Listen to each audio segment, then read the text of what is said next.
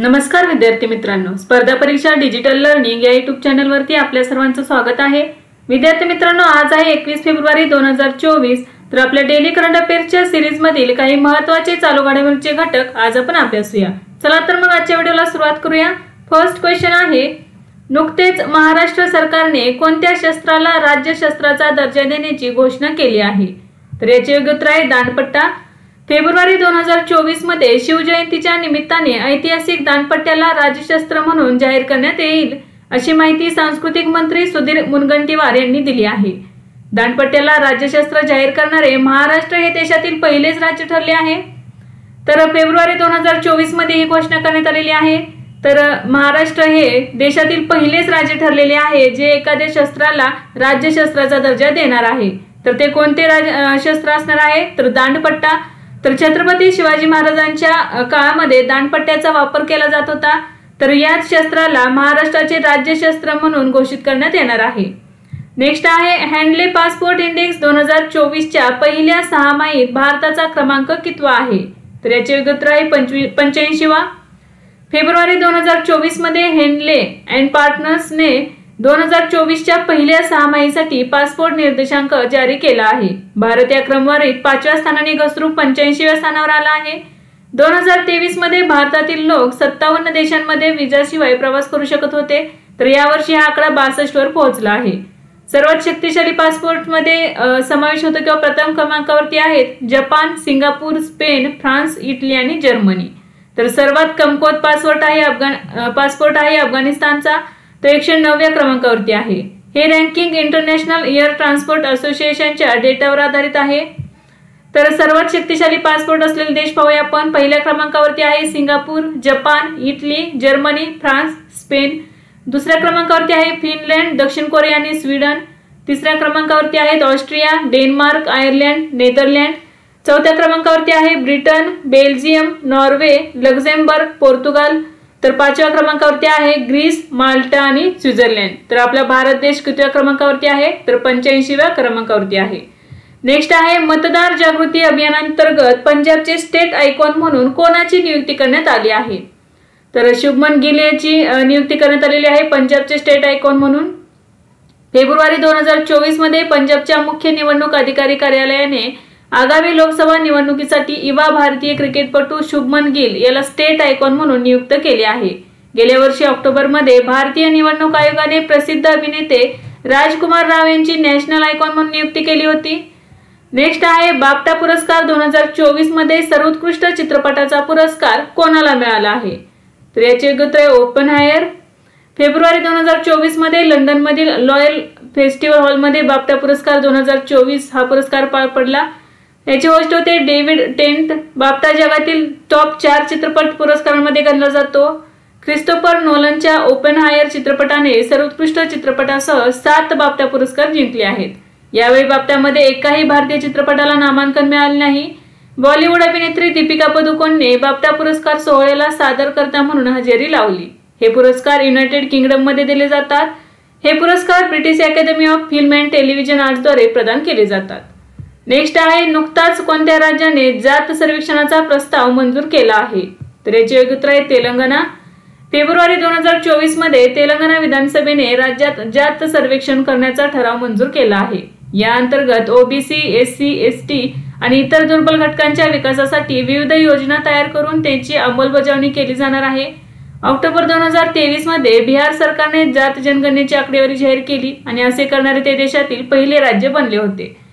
तर जानेवारी 2024 मध्ये जात जनगणना करणारे आंध्र प्रदेश हे दुसरे राज्य ठरले आहे। नेक्स्ट आहे, नुकतेच महाराष्ट्रातील पहिले बालस्नेही पोलीस ठाणे कोठे सुरू करण्यात आले आहे? तर याचे योग्य उत्तर आहे धुळे।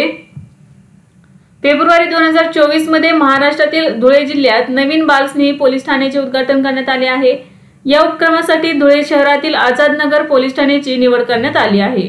तर याआधी तमिळनाडू, ओडिशा आणि राजस्थानमध्ये बालस्नेही पोलीस स्टेशन स्थापन करण्यात आलेली आहेत। तर महाराष्ट्रातील पहिले बालस्नेही पोलीस ठाणे धुळे या ठिकाणी सुरू करण्यात आले आहे। नेक्स्ट आहे, अलीकडेच कोणत्या राज्यात हिमालयन बास्केट लॉन्च करण्यात आले आहे? तर उत्तराखंड। फेब्रुवारी 2024 मध्ये उत्तराखंडचे मुख्यमंत्री पुष्कर सिंह धामी यांनी हिमालयन बास्केट हा उपक्रम सुरू केला आहे। स्थानिक उद्योजक सुमित आणि स्नेहा थापलियाल यांनी 2018 मध्ये हा उपक्रम सुरू केला होता। या नाविन्यपूर्ण प्रकल्पाचा उद्देश जिल्ह्यातील समृद्ध कृषी संसाधनांचा फायदा घेऊन स्थानिक रोजगाराला चालना देण्याचे आहे। हा उपक्रम स्थानिक शेतकऱ्यांकडून दूध, हळद आणि पुदिना खरेदी करण्यावर भर देतो आणि चुरपी आणि तूप यासारख्या उच्च मागणीच्या उत्पादनांचे उत्पादन आणि निर्यात करण्यावर लक्ष केंद्रित करतो। तर चुरपी हा एक चीजचा प्रकार आहे। नेक्स्ट आहे 11व्या आंतरराष्ट्रीय कठपुतळी महोत्सवाचे आयोजन कोठे करण्यात आले आहे? तर याचे उत्तर आहे चंदीगड। 17 फेब्रुवारी 2024 रोजी चंदीगडमध्ये 11व्या आंतरराष्ट्रीय कठपुतळी महोत्सवाचे उद्घाटन करण्यात आले। सांस्कृतिक कार्य विभागाच्या वतीने टागोर थिएटर सोसायटीच्या सहकार्याने 17 ते 21 फेब्रुवारी दरम्यान टागोर थिएटरमध्ये या कार्यक्रमाचे आयोजन करण्यात आले आहे। यामध्ये भारतातील तसेच रशिया, फ्रान्स, ब्राझील, अमेरिका आणि श्रीलंका येथील कलाकार कठपुतळी सादरीकरण करणार आहेत।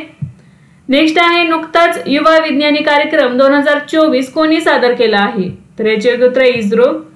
फेब्रुवारी 2024 मध्ये भारतीय अंतराळ संशोधन संस्थेने यंग सायंटिस्ट प्रोग्राम म्हणजेच युवा विज्ञानी कार्यक्रम युविका 2024 सादर केला आहे। याचा उद्देश आहे शालेय मुलांमध्ये अंतराळ विज्ञान तंत्रज्ञान विषयी कुतूहल आणि ज्ञान वाढवणे। यामध्ये ग्रामीण भागावर जास्त लक्ष देण्यात येणार आहे। नेक्स्ट आहे नुकताच गुंतवणूक आणि फसव्या योजनांबद्दल जागरूकता वाढवण्यासाठी investor education and protection fund अथॉरिटीने कोणासोबत करार केला आहे? तर याचे उत्तर आहे डीबीएस बँक। फेब्रुवारी 2024 मध्ये investor education and protection fund अथॉरिटीने गुंतवणूक आणि फसव्या योजनांबद्दल जागरूकता पसरवण्यासाठी डीबीएस बँकेसोबत करार केला आहे। यानुसार बँक तिच्या विविध डिजिटल प्लॅटफॉर्मद्वारे सुरक्षा संदेश प्रसारित करून IEPFA ची गुंतवणूकदार जागरूकता मोहीम पुढे नेईल। या सामंजस्य कराराचे उद्दिष्ट गुंतवणूकदारांची जागरूकता वाढवणे, विविध प्लॅटफॉर्मवरील भागधारकांशी सक्रिय संवाद साधणे आणि प्राधिकरणाच्या उद्दिष्टांप्रती प्रतिसाद सुधारणे यावर लक्ष केंद्रित करणाऱ्या उपक्रमांना चालना देणे हे आहे। Investor education and protection fund अथॉरिटीची स्थापना 2016 मध्ये झाली आहे। नेक्स्ट आहे नुकताच लष्कराचे उपप्रमुख म्हणून कोणी पदभार स्वीकारला? तर याचे उत्तर आहे उपेंद्र द्विवेदी। 19 फेब्रुवारी 2024 रोजी लेफ्टनंट जनरल उपेंद्र द्विवेदी यांनी लष्कराचे उपप्रमुख म्हणून पदभार स्वीकारला आहे। यापूर्वी त्यांची 2022 ते 2024 पर्यंत उधमपूर येथील नॉर्दर्न कमांडचे general officer commanding in chief म्हणून नियुक्ती करण्यात आली होती। मुख्यालय युनोसोम 2 चा भाग म्हणून सोमालिया आणि सेशेल्स सरकारचे लष्करी सल्लागार म्हणून त्यांनी कार्य केले आहे। नेक्स्ट आहे वार्षिक केळी महोत्सवाचे आयोजन कोठे करण्यात आले आहे? तर बुरहानपूर मध्य प्रदेश या ठिकाणी 20 फेब्रुवारी 2024 पासून मध्य प्रदेशातील बुरहानपूर येथे वार्षिक केळी महोत्सवाचे आयोजन केले जात आहे। जिल्हा प्रशासन आणि विविध विभाग यांच्या संयुक्त विद्यमाने 2 दिवसीय केळी महोत्सवाचे आयोजन करण्यात आले आहे। हे एक जिल्हा एक उत्पादन कार्यक्रमांतर्गत आयोजित केले जात आहे। मध्य प्रदेशातील बुरहानपूर हे मध्य भारतातील केळीचे शहर म्हणून ओळखले जाते। नेक्स्ट आहे अलीकडेच कोणत्या क्रिकेटपटूवर ICC ने मॅच फिक्सिंगसाठी 17.5 वर्षांची बंदी घातली आहे? तर याचे उत्तर आहे रिजवान जावेद। फेब्रुवारी 2024 मध्ये अमिराती क्रिकेट बोर्ड लाचलुचपत प्रतिबंधक संहितेचे अनेक वेळा उल्लंघन केल्याबद्दल UK क्लबचा क्रिकेटर रिजवान जावेदवर 17.5 वर्षांची क्रिकेटमधून बंदी घालण्यात आली आहे। रिजवान जावेदवर 2021 मध्ये भ्रष्टाचाराचे आरोप झाले होते। त्याला क्रिकेटच्या कोणत्याच प्रकारात आता खेळता येणार नाही। नेक्स्ट आहे डॅबलिंग इन डिप्लोमसी या पुस्तकाचे लेखक कोण आहेत? तर याचे उत्तर आहे प्राध्यापक SD मुनी। डॅबलिंग इन डिप्लोमसी या पुस्तकाचे लेखक आहेत प्राध्यापक SD मुनी। त्यांनी या पुस्तकामध्ये शैक्षणिक दृष्टिकोनातून दक्षिण आशियाई भूराजनीतीच्या गुंतागुंतीच्या जाळ्याचे अतुलनीय वर्णन केलेले आहे। नेक्स्ट आहे अलीकडेच कोणत्या शहरात खासी स्वातंत्र्य सैनिक U तिरोट सिंग यांच्या पुतळ्याचे अनावरण करण्यात आले? तर याचे उत्तर आहे ढाका। ढाका येथील इंदिरा गांधी सांस्कृतिक केंद्रात 200 वर्षापूर्वी ब्रिटिश वसाहतवाद विरोधी बंड करणारे खासी हिल्स स्वातंत्र्य सैनिक U तिरोट सिंग यांच्या पुतळ्याचे अनावरण करण्यात आले आहे। मेघालयचे उपमुख्यमंत्री स्निओबंगधर आणि बांगलादेशातील भारताचे उच्चायुक्त प्रणय वर्मा यांनी संयुक्तपणे पुतळ्याचे अनावरण केले आहे। U तिरोट सिंग हे खासी हिल्सचे स्वातंत्र्य सैनिक होते ज्यांनी 19व्या शतकात ब्रिटिश वसाहतवादाविरुद्ध बंड केले। तिरोट सिंग हे मेघालयातील खासी हिल्सचा नायक म्हणून ओळखले जाणारे आदिवासी प्रमुख होते। तर विद्यार्थी मित्रांनो, आज आपण काही महत्त्वाचे चालू घडामोडीचे घटक पाहिले। यासारखेच नवनवीन व्हिडिओ पाहण्यासाठी चॅनलला लाईक करा आणि सबस्क्राइब करायला विसरू नका। धन्यवाद।